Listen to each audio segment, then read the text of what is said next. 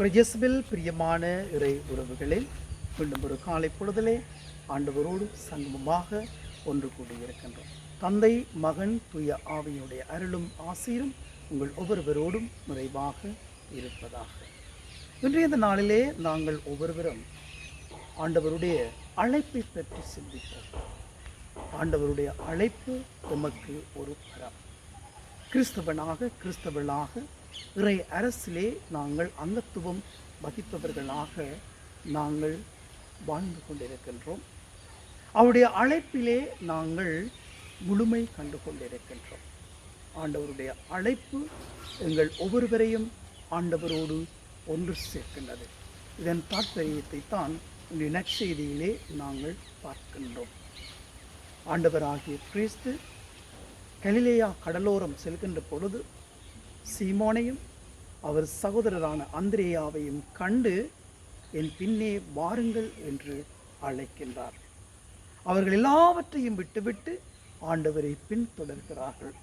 மீண்டும் யாக்கோப்பையும் அவர் சகோதரான யோவானையும் இயேசு கண்டு அவர்களையும் அழைக்கின்றார்.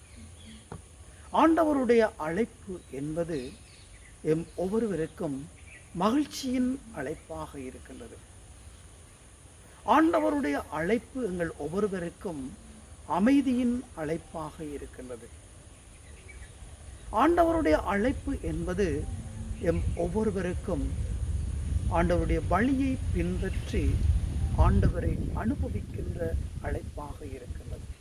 ஆகவேதான் நாங்கள் ஒவ்வொருவரும் ஆண்டவருடைய அழைப்பை உணர்ந்து ஆண்டவருடைய வழியிலே செல்ல நாங்கள் ஒவ்வொருவரும் பிரயாசப்பட வேண்டும். ஆண்டவர் எங்களை அழைத்திருக்கின்றார். ஆண்டவருடைய அழைப்புக்கு ஏற்ப எங்களுடைய வாழ்க்கையை மாற்றி ஆண்டவரோடு நாங்கள் பயணம் செய்பவர்களாக, ஆண்டவருடைய பாதையிலே பயணிப்பவர்களாக நாங்கள் ஒவ்வொருவரும் ஆயத்தமாக வேண்டும். ஆண்டவருடைய அழைப்பு நமக்கு கிடைத்த மாபெரும் வரப்பிரசாதம்.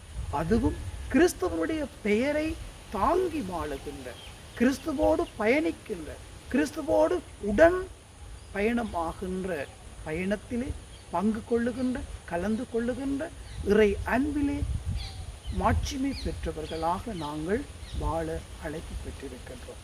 ஆகவே இவருடைய அழைப்பை உணர்ந்து நாங்கள் ஒவ்வொருவரும் ஆண்டவருடைய பாதையிலே செல்ல நாங்கள் ஆயத்தமாகுவோம். அந்த சீடர்கள் எல்லாவற்றையும் விட்டுவிட்டு ஆண்டவருடைய வார்த்தையை நம்பி அவரை பின்தொடர்ந்தார்கள். அதே போன்று நாங்களும் இறை விசுவாசத்திலே நிலை பெற்றவர்களாக வாழ்ந்து இறைவனுடைய பாதையிலே செல்ல தயாராகுவோம். அன்னை மரி மூலமாக இறை அழைப்பின் பிள்ளைகளாக நாங்கள் ஒரு மாற்றம் பெற இறைவனுடைய பாதையிலே பயணமாகுவோம். எல்லாம் வல்ல இறைவன் தந்தை, மகன், தூய ஆவி உள்ள அனைவரையும் நிறைவாக ஆசீர்வதிப்பாராக.